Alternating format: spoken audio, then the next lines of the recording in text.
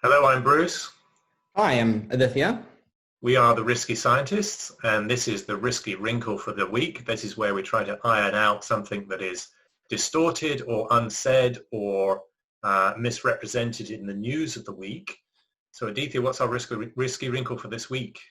Right, thank you, Bruce. Well, this week I want to talk about the protests that are going on around the world, particularly in the United States and California, following the truly tragic events of the past few weeks. And it seems like the protests are representative of some deep trauma in our society, but it also feels like there are unintended consequences.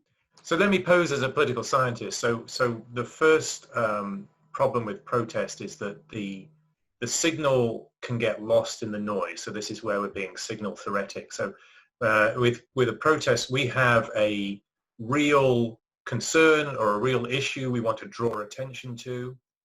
But protests are very noisy, both in a physical sense or a kinetic sense, but also in a signal theoretic sense. So if I'm trying to signal that we need to address this issue, my signal can get lost in the overall noise of the protest. So we've got just a mass of people, our voices may be loud, but they're not being heard, so they can't be discerned. What we're actually saying cannot be discerned. So it's a very different form of discourse to say writing a letter to your congressperson or posting something in your blog, Yeah. or having a conversation in the real world, a verbal conversation, particularly something that you put your name on in an accountable form, such as an article or a letter. Yeah. And then that can stimulate a discourse to you personally because you are accountable as the author. Absolutely. And it leads me to a couple problems that I've noticed, which is first exactly what you said, that I'm hoping that we can have an articulate conversation about the problems and do the difficult, uncomfortable thing, which is to talk about the issues in our society. And it does feel like some of what is being put under the bucket of responses to the events, while they raise a lot of attention, I think it's almost a little bit of a cop-out. So I'm talking about things like Blackout Tuesday that we saw on Instagram. It's great. I mean, I'd love to see the solidarity and the support for some people who've undergone really, really traumatic things. But at the same time, it feels like what we need to be doing is having these conversations, with the parties at hand, with the wrestling with the difficult issues, and separating those issues out. So I think there's a lot of issues that are being brought to bear by that are kind of under this big mass of what we're calling the protests and the asks now of the movement. And if there's a way to untangle them by not being lazy, by engaging in accountable discourse, like you said, then maybe we'll solve the problem of having issue linkage, and we can address each of the issues systematically and not just as furor, which is perhaps understandable, but I think less productive. Yeah, I mean, we've got to have another episode about social media, so the problems of discourse in social media. So part of what you're talking about sounds a lot like reductionism, where we just reduce our outrage, our legitimate outrage, we reduce it to a black square, that we're hobbling ourselves by reducing our signal to literally a black square. So that's I mean, I have lots of problems with discourse on social media. To me, this is clearly the incorrect way to go to engage in this discourse on a legitimate issue. Right. Now, I think there's another problem with that we can frame in signal theoretic terms, is that the protests are getting the attention, and they're very noisy, and that's one of the reasons they get the attention, and that other voices then get signaled out. Yeah.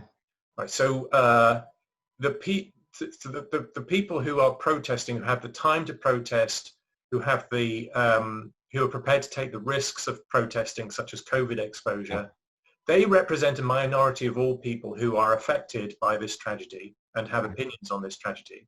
So what another problem about protest of this form that's become normative, which is very noisy and very direct, is that the majority of voices are signaled out by the noisy signal. And this is where a Risky Wrinkle episode is so valuable in drawing attention to something that is not being discussed. Yeah. So there's a default interpretation of the protest as this is the voice of the people, and it's not. It's the voice of a particularly noisy minority. There's an availability bias. The people are available to protest. It does not represent the majority of people. It doesn't necessarily represent the majority of people. It may represent the majority of people if they have the time and the opportunity, but you cannot assume that. You can't assume that they represent all people. Now, in very extreme forms of protest, and we've seen this, the representativeness of the protest then gets conflated with other actors. Yeah. So looters, people who are violent against the police, or people who are mowing down the police with cars or shooting at police, then their actions get conflated with the other protesters, the peaceful, legitimate protesters, and everything gets conflated. So this is another example of where the representative majority within the protesting population itself gets signaled out by images that are much more captivating of the violent protesters, the thieves, the looters, the people who are burning cars and shooting at police officers and running them down. So we need to bring attention to this signaled out problem with protests. Yeah, I agree. I like your use of the term because it really is a signal and noise problem. But let's also talk about interpretation biases. I mean, there seem to be some sort of if a police officer is sent to a scene of a protest, of course they're going to be wearing riot gear. In a sense, it feels like that is their protocol and their methodology. And if it leads to excess use of force, that's one thing. But it seems to me that the uniform in and of itself, it's where I think we should be thinking about issues, and we shouldn't be saying that because somebody's wearing a uniform that is, from a risk theoretic perspective, designed to prevent their injury, that inherently is the problem. Yeah. So this speaks to a problem we've identified in other contexts, which is that discourse has tended to reduce interpretations to a single theory. So there's only an allowance for a single explanation for why somebody's behaving in a certain way. So if the police are donning riot gear and they're holding batons, one of the interpretations is that is deliberately provocative and the police are intent on violence themselves. Well, that's a theory, but it's not the only theory. Another theory is that they have risk management protocols for protecting police officers themselves from harm, and there's a risk that they could suffer violence, so they're going to don their protective gear as a control measure against the risk of suffering violence. They have no intent of instigating violence themselves. So this speaks to a problem we've talked about before, where the discourse can reduce all possible explanations to the one that is most convenient to your agenda. Right. And I see a lot of that in the fringe elements of the protest movement, who are being provocative or making interpretations that are as negative as possible, and creating these us, them binary dichotomies, this in-group, out-group dichotomies. You can see that in some of the signs that are saying, the all police are pigs, or you are racist pigs, and other provocative signs, which are not fair. They're just not fair. There's other problems with that, like base rate neglect that we've discussed before. So I've got another example of that actually. So it's not just the protesters that have agendas. So there was a news media interpretation of a video that was filmed from the protesters' side, where a police officer, actually in riot gear, was kneeling in solidarity. So this is one of the ways that police officers express solidarity with the protest movement. They kneel. Yeah. And there was video of one officer kneeling and the other officers picking him up. And the interpretation by the journalist was that the other police officers did not agree with him kneeling. Mm-hmm. But that, it was obvious to me that the other police officers were afraid for his life, because at this point he was kneeling as a group was advancing on him. And I've been in these situations before as a soldier and in law enforcement, where you get stuck in a task and you're not aware of the gathering risks. Mm-hmm. And the other police officers, this is my interpretation, I may be wrong, the other officers seem to me to suddenly think he's not adjusting to the risks. They picked him up and dragged him back, and everybody stood up and reformed a line. So this is an example of where we need, as consumers of the reporting on the protests, we need to be mindful of alternative explanations and not just accept the journalist's most convenient interpretation of what you are seeing in a video. Yeah, I think that's a great point. That that's part of the difficulty. Is hard to see, and I mean there's lots of issues there that we won't get into now, but maybe we'll get into on some of the main issues, main episodes about the underlying biases and the availability, or like you were saying, base rate neglect. But maybe it's worth talking for a moment about some of the other risks that are associated with protests. The one that comes to mind for me that we have been talking about on our podcast and Risky Wrinkles for a while now is COVID. And the virus has still not gone away. And in fact, it seems like the virus is still out there, and in many cases almost as bad as it was several weeks ago. So under those circumstances, and under the circumstances of a fairly dangerous virus that is very easily spread, mass gatherings do pose a risk. And that's a trade-off maybe for some people to make, but it's, I think, a very significant public health risk that needs to be weighed, especially with the possibility and the possible value of protests. So there is this value of solidarity, there is the value of gaining attention, like you said, but perhaps if... value of public health. There's a value of public health too. And I'll note too, this links back to the signaling out problem, where there are plenty of people who want to express an opinion on this tragedy, but who are not prepared to take the exposure to COVID of a large group. And we should mention the large group is going to have high risks, but for several reasons that are inherent to the protest. So we've seen a lot of protesters without face masks. And one reason they don't want face masks is they want to shout. And we have mentioned in previous episodes that shouting is going to express a lot of aerosolized mucus. So that shouting is projecting the risk much further than the 6 feet social distance rule. People are not donning their face masks. They want to get proximate with the targets of their protest, which is usually police officers, so they're exposing police officers, and that's before they start the fringe elements start with real violence, which means there's a lot of physical activity and enhanced respiration.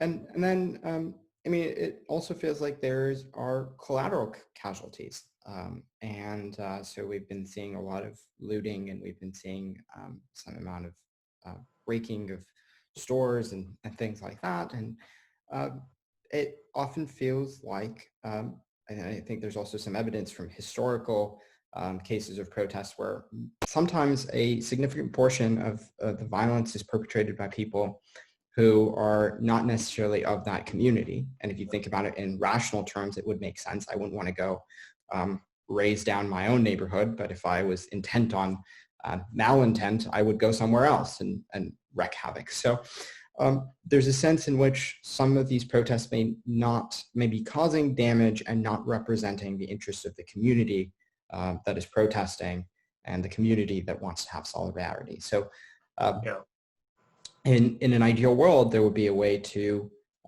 eliminate that population that is coming externally, trying to, with the sole aim of causing havoc.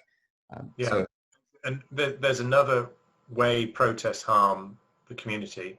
And this is a risky wrinkle. This is where we want to draw attention to things which are not necessarily being drawn, not necessarily being discussed around the edges of the current news cycle. So the protests don't just harm the community kinetically or physically by smashing their windows or looting their stores. They're taking resources away from other areas. So if the police have to surge to police the protest, they're not available to fight crime. So the community is going to suffer a surge in other forms of crime other than whatever crimes are associated with the protests themselves. So that's a diversion of the crime fighting part of what police do to policing of protests. And then there is a depolicing problem where the police just get fed up with the impossible dilemmas that they're put in. They're damned if they do and damned if they don't. So if they show up to police a protest and they don riot gear, they're accused of being provocative.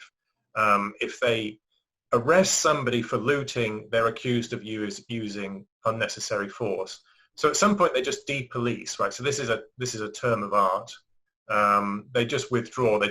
It's too risky for them in political terms to police, so they're going to withdraw to their stations and not police the streets anymore. So then you get more crime in general, or you get inferior forms of policing where the police will respond to the easy crimes and not deal with the really tricky crimes. So let's talk about a few takeaways. I mean, one thing that comes to mind for me is that protests can bring attention to an issue, and they can draw. We've seen an outpouring of solidarity. We've seen an outpouring of commitment now, hopefully from the people who can actually also enact change on those values to a more equitable national system, maybe to higher amounts of accountability for bad actors.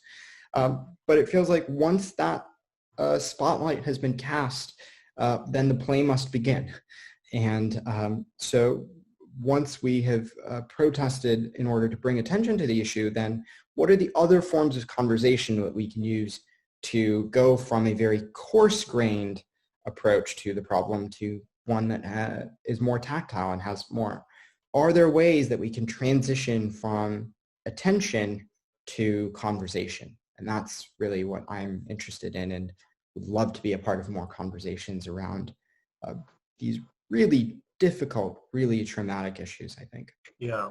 So I would add a practical advice for activists who want to draw attention to a reason, to an issue. You should be scheduling time to check whether you're on target. Yeah. So where are we linking issues? Yeah. Where are we being sucked into more general problems than the issue that is pertinent at this time? Yeah. Where are we getting conflated with other actors we don't want to be associated with? And this will link to a second point I want to make about the civil rights movement of the 1960s, which I admire for its commitment to non-violent protest and its commitment to structured led protest, where the leaders are accountable for that protest, where they coordinate with the authorities, where they take responsibility for the protests they're leading. Yeah. And then you get a much more civilized form of protest, and ultimately more effective because there's less noise. Yeah. So a good example of this, if people are protesting in London for what happens in Minneapolis, Yeah. your movement is spreading too far. We need to bring that back Yeah. to Minneapolis. Now, it's perfectly fair for people to show solidarity Right. in the immediate term, Yeah. or to memorialize a victim. Yeah. But 2 weeks later, to be protesting in London about systemic racism in Britain because of what happened in Minneapolis.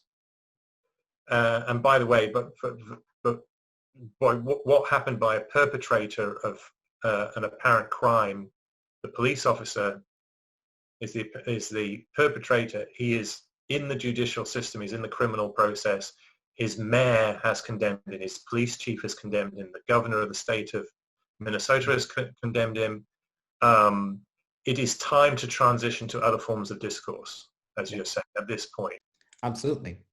It seems like we should start with justice and then start with issues relevant to what we care about, each group, and really hone in on those issues, and then have conversations with the authorities, with our policymakers, with our governments about how to enact change around those issues. That's I think we also should.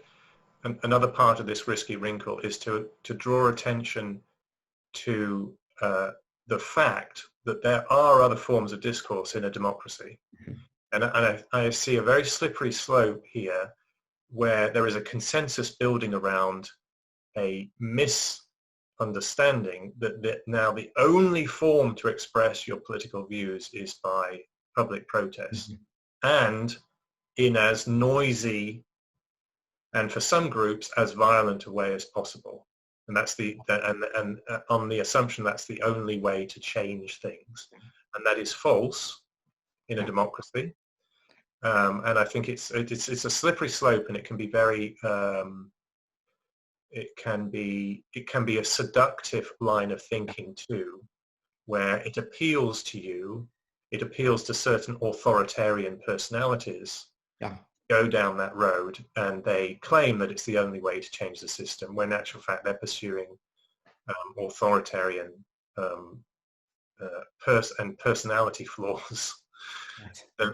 that we should not allow to be changing our discourse. Absolutely. And I think it's an open call to everyone who's listening to this and watching this to also think about ways that we can have online discourse. We'll talk about social media later. I'm not convinced that social media is the best form of discourse either. So I think it's all of our responsibilities to be thinking about whether that's deliberative polling, whether that's engaging in scenario planning together, whether that's writing policy memos and briefs, whatever it is. I think it's all of our responsibility to be thinking about how can we have this discourse? How can we have these conversations? Oh, well said. That was beautifully said. Well done, Aditya. Well, thank you, Bruce. And thank you for a very important conversation, I think, in a troubling time. So we'll be back, and hopefully we will continue this discourse, and it'll make a little bit of headway. That's a wonderful virtue and value. So thank you for having this discourse. Let's keep it going.